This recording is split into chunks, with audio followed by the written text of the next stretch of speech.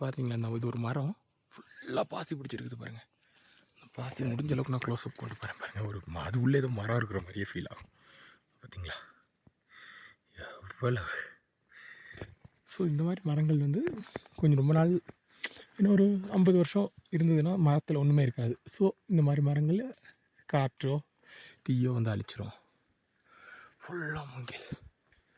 இந்த மாதிரி ஒரு மூங்கில் காட்டை தான் அழித்து பெங்களூர் ஏர்போர்ட்டை கட்டியிருப்பாங்கன்னு நினைக்கிறேன். என்னை நிற்க சொல்லலை, அதனால நான் போயிட்டுருக்கேன். ஏதாவது சொல்லுவாரான்னு தெரியல. இங்கே பாருங்கள் எப்படி இருக்குதுன்னு. இது வந்து ஏற்கனவே லோக்கல்ஸ் இந்த சைடு நடந்து போயிருக்காங்க. ஃபஸ்ட்டு ட்ரக்கராக இது உள்ள இப்போ இந்த சீசனில் வர்றது நாங்கள் தான். அண்டு அதை நான் தான் சொல்லலாம், ஏன்னா நான் தான் ஃப்ரெண்டில் போயிட்டுருக்கேன். ஸோ அது ஒரு எக்ஸைட்மெண்ட் நல்ல.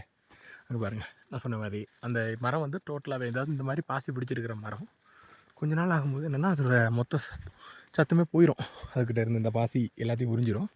உறிஞ்ச பிறகு அதுக்கு பலமே இருக்காது. அப்புறம் காற்று வரும்போது ஆட்டோமேட்டிக்காக முறிஞ்சு விழுந்துடும். ஸோ கீழே இருக்க சின்ன சின்ன செடிகளுக்கு சன்லைட் கிடைக்கும்போது அது வளர தொடங்கும். இது இயற்கையின் நீதி அப்படின்னு சொல்லுவாங்க. இதை எதில் படித்த ஞாபகம் இல்லை, ஆனால் இதுதான் இயற்கையின் நீதி.